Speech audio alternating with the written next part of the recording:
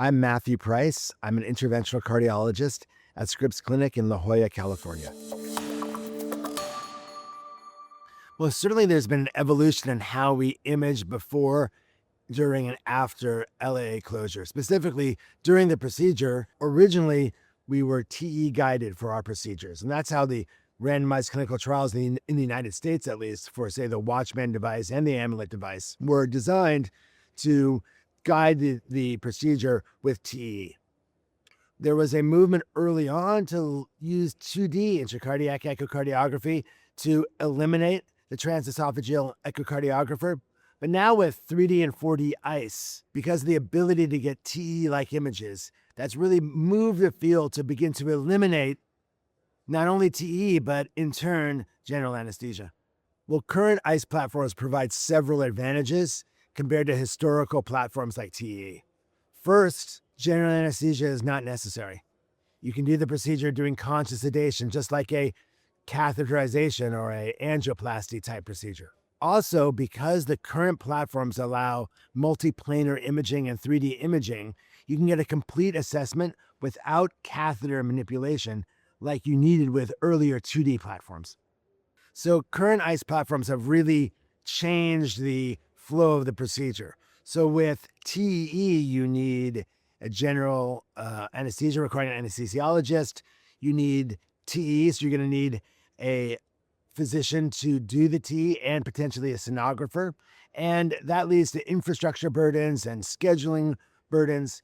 So once you move to 3D, 4D ICE imaging, you've eliminated a lot of that infrastructure requirements that allows flexibility. And not only that, we're talking about recovery. Before, you would need more intensive nursing recovery in a patient who's received a TE, a general anesthesia, whereas with these new ICE platforms, it's much like a left heart catheterization or a PCI. A patient goes to recovery, has a low staffing burden for nurses, and can go home easily the same day, routinely. The big question, I believe, is how does ICE affect outcomes, both technical outcomes and long-term outcomes?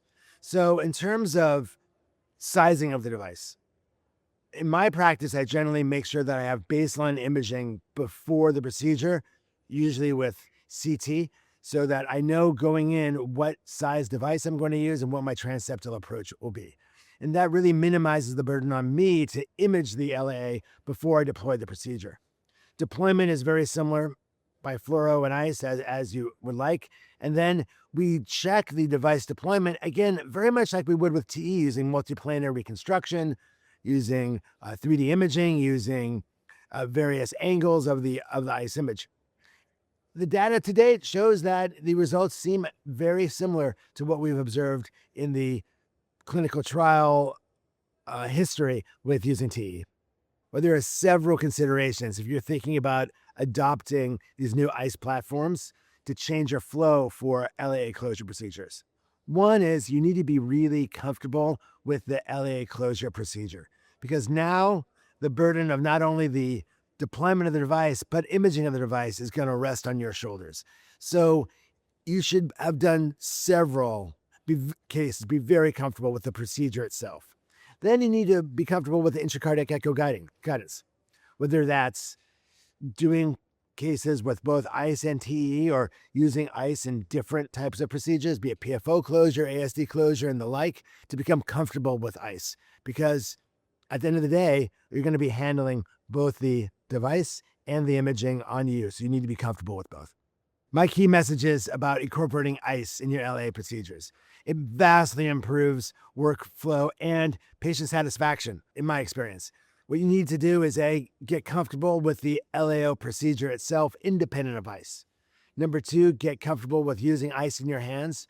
And number three is really focus on pre-procedural imaging, and that will really even improve further the flow within the procedure itself.